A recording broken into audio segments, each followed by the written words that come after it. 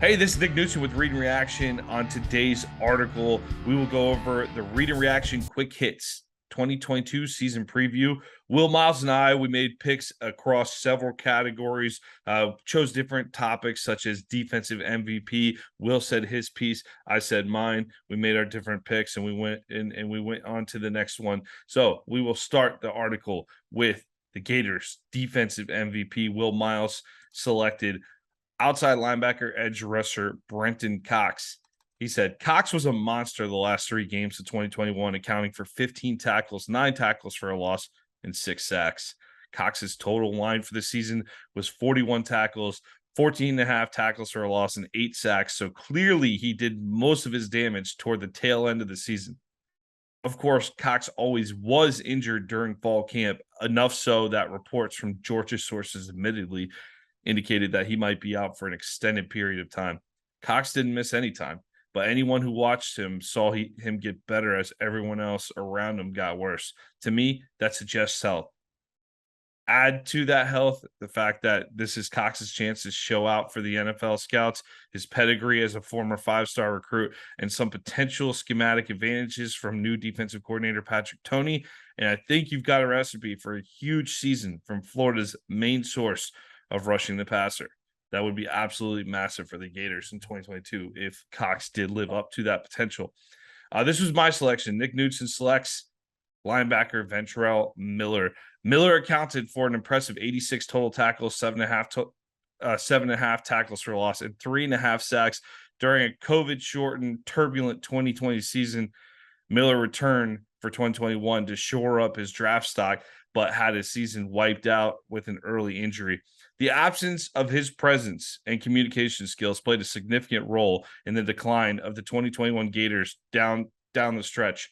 Miller looks to regain form in a new scheme under defense coordinator Patrick Toney and can help bring along a young linebacking core, which includes a promising prospects such as Derek Wingo, Scooby Williams, Shamar James, and DeJuan Black. A strong start by Miller could set the tone with run-heavy Utah and Kentucky coming to town to open the season. If Miller bounces back after the injury, the 6-year senior has the chance to be the heart and soul of this defense in 2022. All right, let's switch over to the offensive side of the ball. The offensive MVP. Will actually labeled this the non-AR division.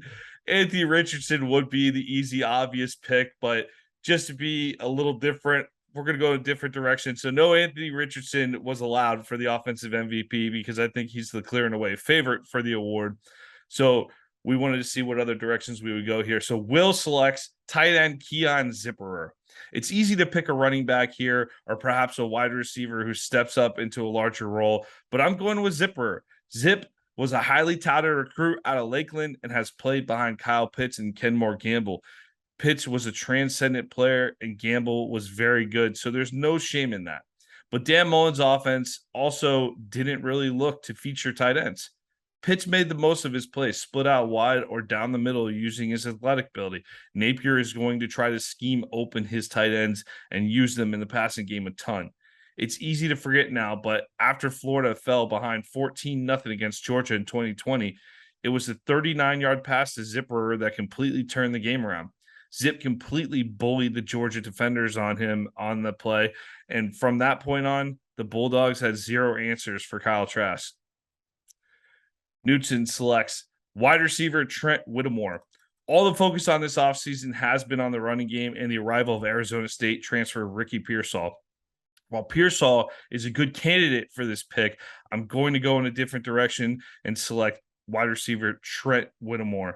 The redshirt sophomore from Gainesville, Buchholz, has a chance to fly under the radar toward a breakout season with the majority of the opposing defense's attention on Pearsall and wide receiver Justin Shorter. Whittemore has shown the ability to make big plays, but was limited by injuries in 2020 and the lack of a real threat to push the ball downfield last season. If he can stay healthy, he should play a pivotal role in the offense and hopefully develop into the consistent weapon at receiver, which Florida currently lacks. The surprise player of 2022, in parentheses, both good or bad. Will Miles went with wide receiver Marcus Burke.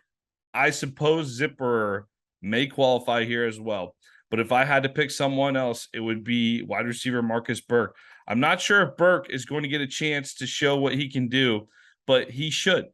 He's really the only receiver I've seen that has shown the ability to take the top off of defense. Last year, that didn't matter all that much, but this season, Anthony Richardson is going to have a bunch of opportunities to connect on deep throws. Burke may just be the guy on the other end. Florida certainly needs someone to step up at the position with the departures of Jacob Copeland and all the talent that's been sent to the NFL recently. Florida is really, really thin at receiver. I'm not saying Burke is going to have 30 catches or anything like that, but when a defense Utah gets caught watching Richardson, it may just be an opportunity to get someone who's 24/7 sports, who 24/7 sports described as seems to have a second gear, which allows him to get behind the defensive backs on the other end of Richardson's dagger. All right. Knudsen, I just went straight up with the kicker. And there hasn't been a starter named at this point, but I put kicker Trey Smack or kicker Adam Mihalik. A missed extra point should not cause issues on the biggest stages. Last season, kicker Chris Howard, Florida's primary starter for the majority of the season, hit 7 of 9 field goals and 31 of 32 extra points.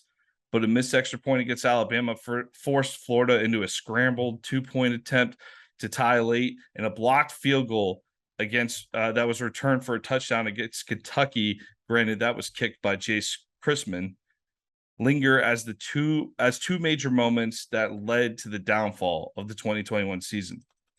As of today, Billy Napier has not named a starter at kicker, but whether it is Trace Mack or Adam Mihalik, there's a good chance that the kicker will not cost Florida multiple games this season and will become a key weapon for a team that is likely to rely on its running game and not turn the ball over to win close games. Biggest Gators win in 2022, Will Miles. He's going for it all. September 3rd versus Utah. Yep, I'm picking it. You have a top 10 team coming in the swamp with the enemy intelligence from Mahmoud Diabate and an unranked Gators team. You also have what is going to be the most jacked swamp that many of us have ever seen, a cloud of humidity hanging over the stadium and a fan base that feels like Napier is finally the guy to make the stadium roar like it did in 1996, 2006, and 2008. I think Florida is going to have some growing pains this season. Likely they will lose a game that they should win, and Napier may have rockier days ahead. But he's also had 9 months to prepare for Utah and quarterback Cam Rising. That army that he talks about isn't just for recruiting. They know his tendencies, what he likes to do, and potentially how to force a turnover or two. For their sake, Utah had better be ahead by at least 10 by halfway through the second quarter, because if they aren't, it's going to likely be a mile racer who tried to get ahead by sprinting for the first 400 meters. By the time the guy comes around for the last lap, he doesn't have anything left and his opponents go right by. The difference is the Utes are being chased by a bunch of Gators.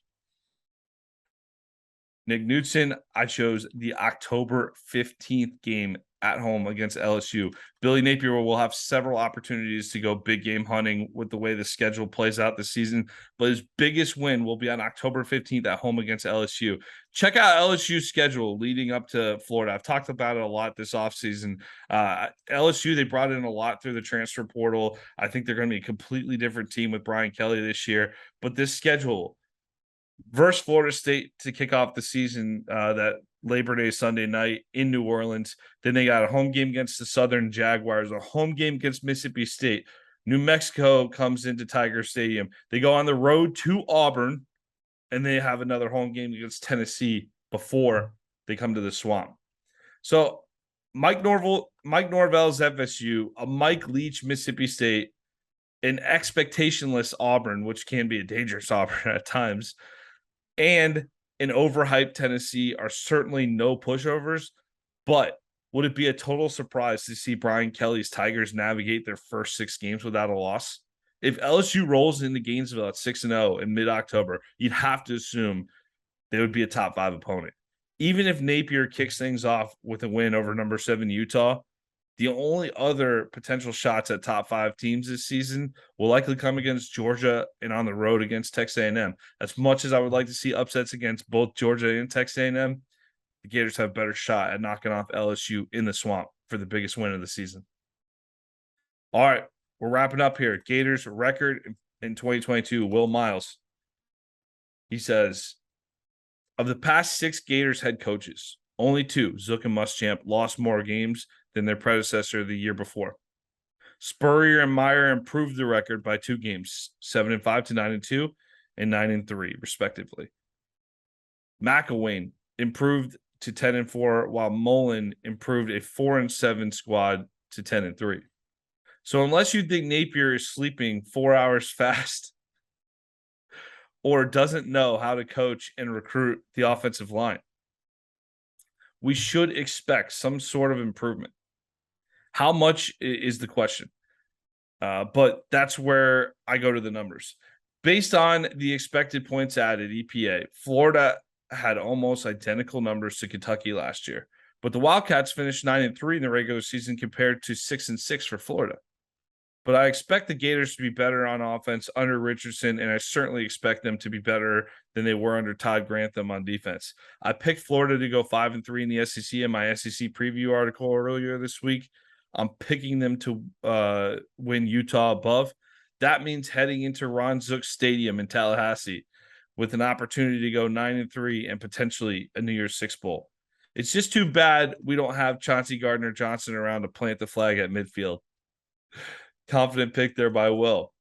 On the other hand, I went a little. We're in the ballpark with each other, but Knudsen, my pick here. Throughout the offseason, I've consistently tried to talk myself into 9-3 being a realistic goal. The 2 losses being Georgia and Texas A&M, with another Utah, Kentucky, Tennessee, or LSU, one of those games, being thrown in for conservative measure. However, this may be too much to ask for such a young team with so many question marks. There's too many major ifs on this roster. If Richardson can stay healthy and if he can play up to his potential, if Shorter takes the next step at receiver, if Pearsall works out, if the defensive line can find depth behind Cox and Dexter, if Sapp steps up, if one of those linebackers emerges. Sound familiar? It's been pretty much, that's the storyline of the offseason. There's a lot of questions, a lot of need for young guys to step up, and it will happen. There will be guys to step up and fill those roles. I'm not worried about that. There's plenty of potential on the 2022 roster, but I have a gut feeling it means this team will have a high ceiling, but a low floor. If Napier, another if, by the way, can deliver more consistency on a week-to-week basis, something that has eluded the Gators for the past 2 seasons, then perhaps Florida's record will reflect its high-level potential. I see the schedule breaking down like this. There's 3 clear wins: USF, Eastern Washington, Vanderbilt. Don't waste my time talking to me about it. Those 3, you should win those 3 games every time, no excuse. There's 5 games I expect to win: Kentucky at home, Tennessee at home, Missouri at home, or Tennessee on the road. I'm sorry, Tennessee on the road. Expect to beat them. I know Tennessee's got all the love and the hype this year, but just go look at the 16 out of 17 guys. Come on. Like, I know they played their hearts out in that Music City Bowl loss. I'm with you. Congratulations on not being a total dumpster fire. Doesn't mean you're good. All right, Missouri at home is an expect to win. South Carolina at home, I expect to win. And then Florida State on the road. I think Florida State's got some more building to do. I think Florida goes up to Tallahassee and takes care of them this year. Now, the third category I have here is the hope to win games. That's your fingers crossed. This one could go either way, and you'd feel great if you walked away with a victory. The season opener here against Utah and LSU in middle October. The LSU game's always like that, isn't it? It just seems like the LSU game is always one of those very much toss-up game that will help define your season, how it goes. So those are the hope to win games. I think you're clear underdog against Georgia and A&M, like I said above. So you're kind of in the hunt there for the vast majority of your schedule. If you could sneak out 2 wins against Utah and LSU, that'd be fantastic. Now, realistically, do things tend to go that way? Depends on the team, depends on the season, depends on how many of those ifs are answered in the positive.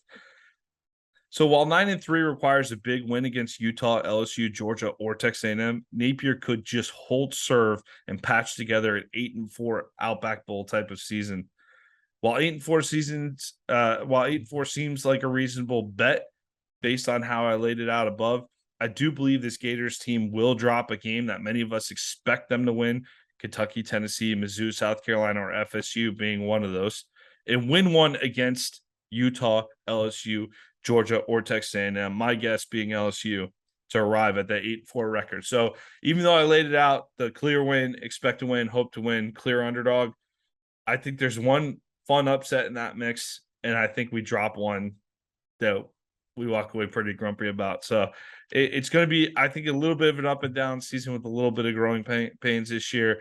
But overall, much better product than last year. I like the 8-4 pick for this team, and I definitely, I think it's achievable to get above it. But I mean, if Billy Napier could deliver better than 8-4 in his first season, that would be a lot of things would be going real well for this team. So that's our early season preview. Thank you for joining me. Again, I'm Nick Knudsen with the help of Will Miles here on this article here. We went back and forth on these different questions to give you the read and reaction quick hits 2022 season preview. Be sure to stick with us. We'll have stand up and holler every single week during the season here, and we'll be coming out with more and more articles as the fall gets kicked up. Can't wait for kickoff on Saturday. Have a blast. Beat Utah and go Gators.